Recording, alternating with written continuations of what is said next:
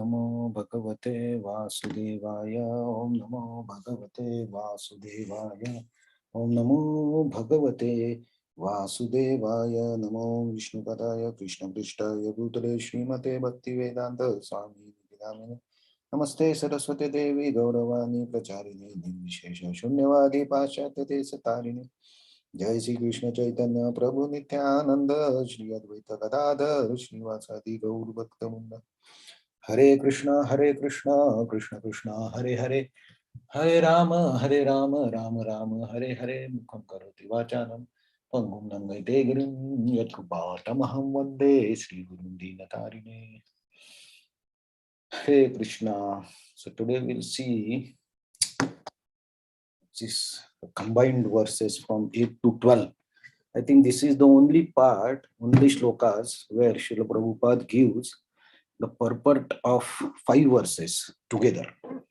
I think other places 3 or 4 are there, but this is the maximum. So Krishna giving the details about the Kshetra and Kshetrajya. Yesterday we saw how it is constituted and what its changes are. So the 24 elements and then the different what we say the emotions, but those are actually the transformations. So this verse is the continuation of what Krishna has been explaining now, but Krishna also told that to know the Kshetra and Kshetragya is the knowledge, right? So these verses actually give a different perspective of knowledge, and it's very interesting. So let us see these verses. The purport of this verses is very long, so I think we can go read, combinedly read. I will read something, then Mataji's and anybody who wants to read, they can read. So we'll try to read today and maybe some part tomorrow.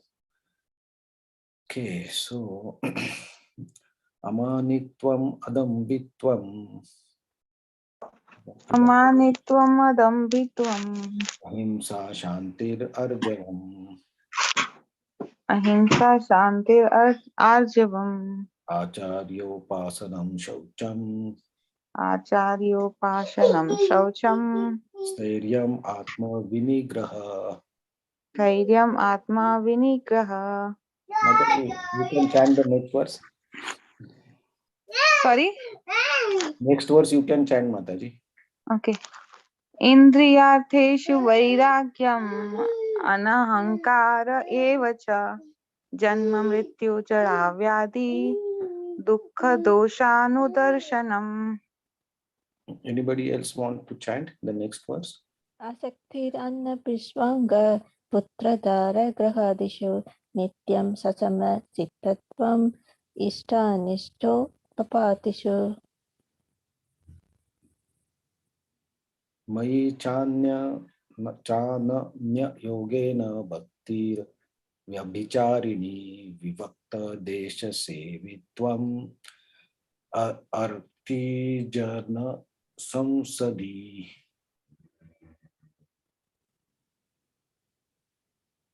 Adhyatma jnana nityatvam tattva jnanartha darshanam etat jnanam iti proktam jnanam yathado anyata. Shall we go to translation and purport? So,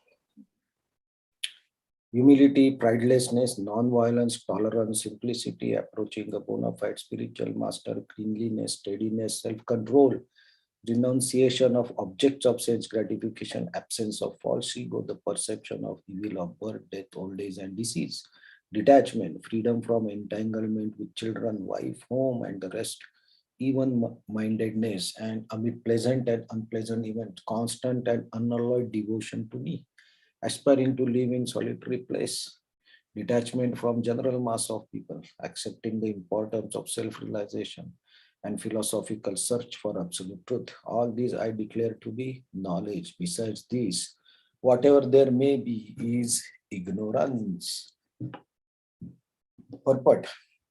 This process of knowledge is sometimes misunderstood by less intelligent men as being the interaction of the field of activity, but actually this is the real process of knowledge. If one accepts this process, then possibility of approaching the absolute truth exists. This is not the interaction of 24 elements as described before.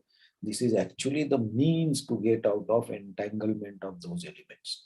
The embodied soul is entrapped by body, which is a casing made up of 24 elements, and the process of knowledge as described here is the means to get out of it.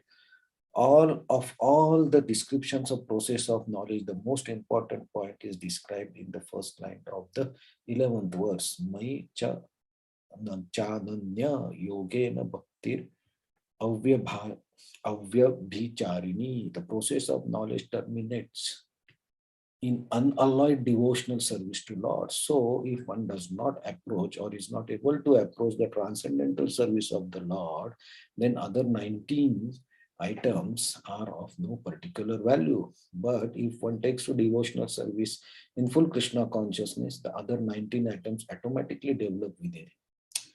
As stated in Srimad Bhagavatam 5.18.12, Yasyati Bhaktir Bhagavati Akinchana Sarvair Gunais Samasate Shuraha. All the good qualities of knowledge develop in one who has attained the stage of devotional service. The principle of accepting spiritual master, as mentioned in the 8th verse, is essential. Even for one who takes to devotional service, it is most important. Transcendental life begins when one accepts bona fide spiritual master. The Supreme Personality of Godhead, Sri Krishna, clearly states here that this process of knowledge is the actual path. Anything speculated beyond this is nonsense. Anybody would like to read? As for the knowledge outlined here, the item may be analyzed as follows. Humility means that one should not be anxious to have the satisfaction of being honored by others. The material conception of life makes us very eager to receive honor from others. But from the point of view of a man in perfect knowledge, who knows that he is not this body, anything, honor or dishonor pertaining to this body is useless. One should not be hankering after this material. People are very anxious to be famous for their religion, and consequently, sometimes it is found that without understanding the principles of religion, one enters into some group which is not actually following religious principles and then wants to advertise himself as a religious mentor. As for actual advancement in spiritual science, one should have a test to see how far he is progressing. He can judge by these items. Non-violence is generally taken to mean not killing or destroying the body, but actually non-violence means not to put others into distress. People in general are trapped by ignorance in the material concept of life, and they perpetually suffer material pains. So unless one elevates people to spiritual knowledge, one is practicing violence. One should try his best to distribute real knowledge to the people so that they may become enlightened and they leave this material entanglement. That is non-violence. Tolerance. Tolerance means that one should be practiced to bear insult and dishonor from others. If one is engaged in the advancement of spiritual knowledge, there will be so many insults and much dishonor from others. This is expected because material nature is so constituted. Even a boy like a Prahlada, who only 5 years old, was engaged in the cultivation of spiritual knowledge, was endangered when his father became antagonistic to his devotion. The father tried to kill him in so many ways, but Prahlada tolerated him. So there may be many impediments to making advancement in spiritual knowledge, but we should be tolerant and continue our progress with determination. Simplicity means that without diplomacy, one should be so straightforward that he can disclose the real truth even to an enemy. As for acceptance of spiritual master, that is essential. because without the instruction of a bona fide spiritual master, one cannot progress in the spiritual science. One should approach the spiritual master with all humility and offer him all services so that he will be pleased to bestow his blessings upon the disciple. Because a bona fide spiritual master is a representative of Krishna. If he bestows any blessing upon his disciple, that will make the disciple immediately advanced without the disciples following the regulative principles. Or the regulative principles will be easier for one who has served the spiritual master without a reservation.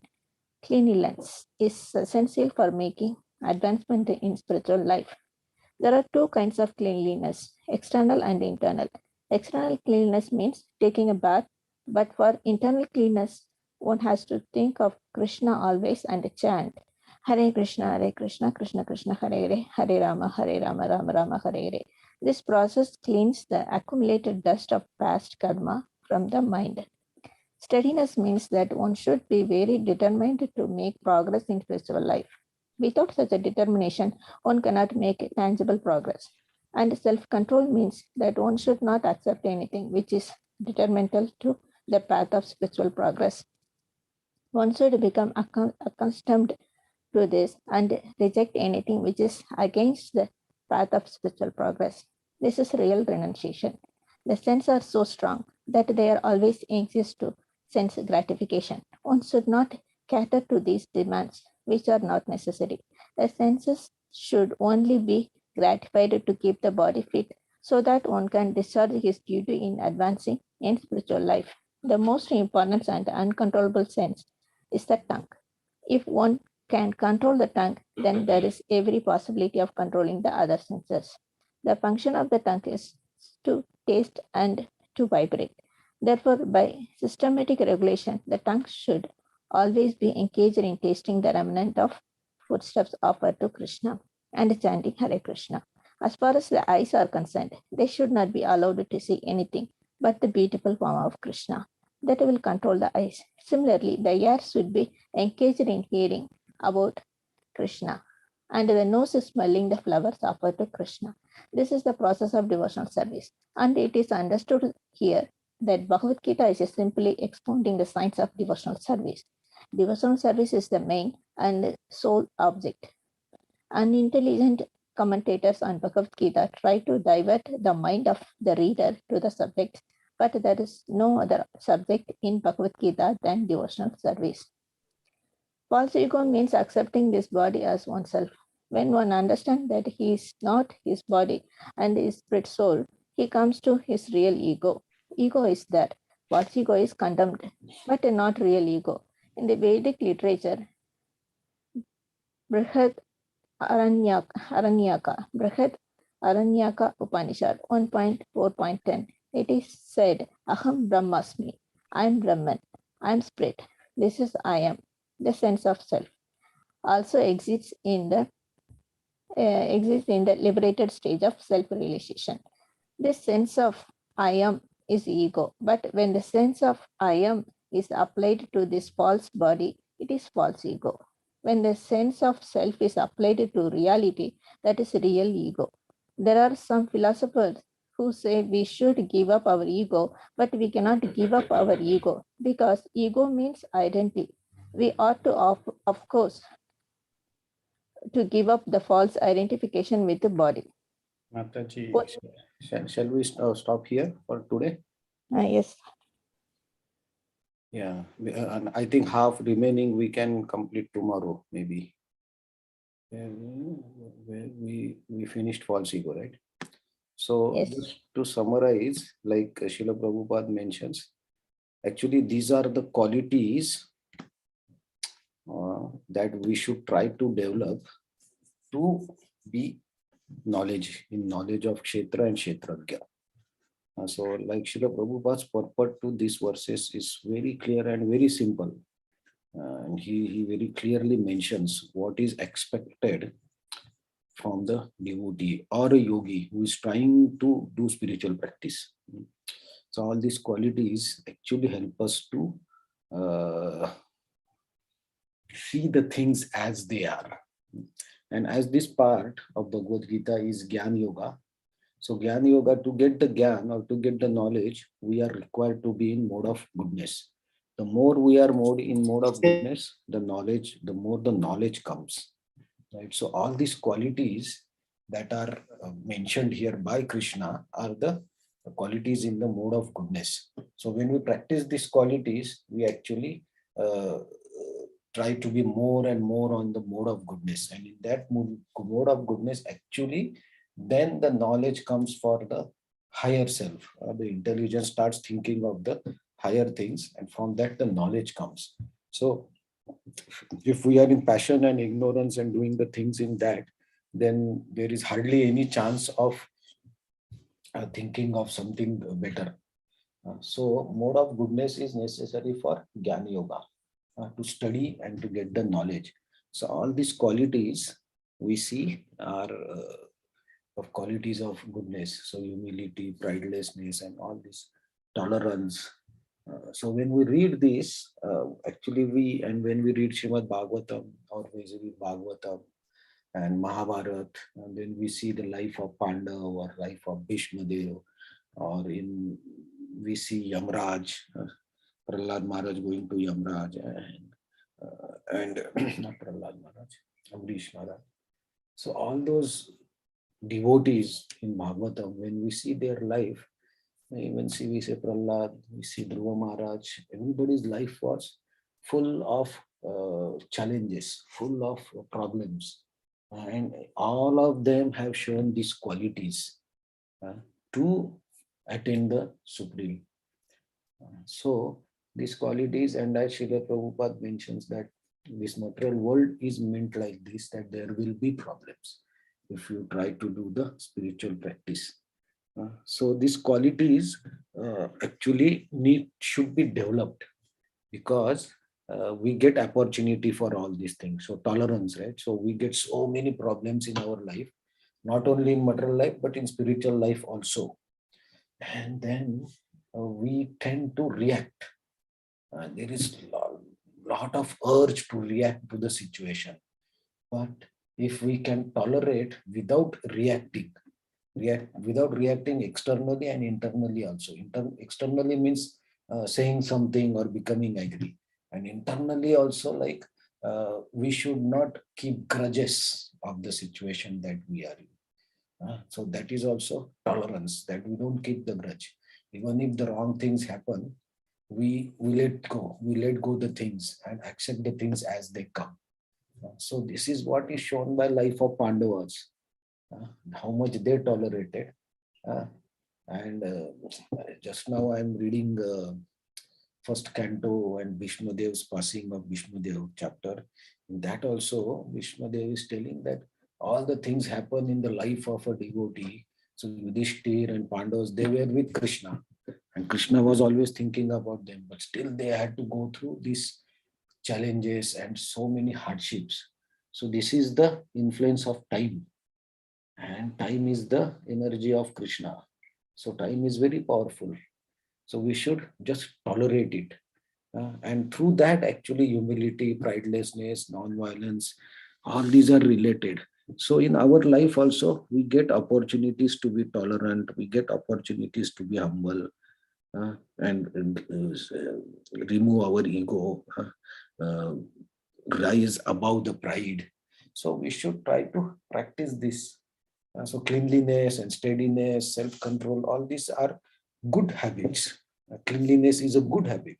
So when everything is clean, body is clean, the house is clean, and then we enjoy reading also. Right? So all these qualities are helpful for spiritual development. So we should try to develop these qualities. So I think we will see the next verse. We will read next purport tomorrow, and then we can discuss a few more points. Anybody wants to add anything?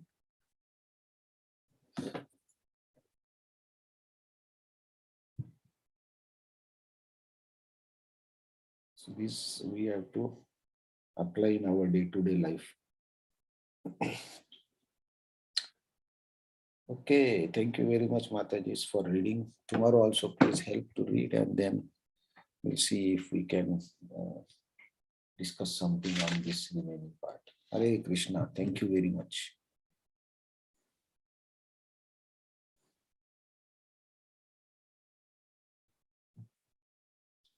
Hare Krishna, thank you. Thank you. So knowledge is to understand how to get out of entanglement of the 24 elements. That is knowledge. Hare Krishna. Thank you very much. We'll see you tomorrow.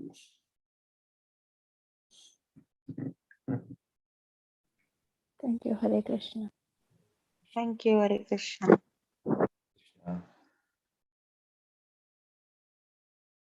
आज पार्थ ने श्लोका बोला नहीं आज. मस्ती करने में लगा हुआ है वो. तो आप बोलते हो तो वो भी पीछे करते रहता है वो.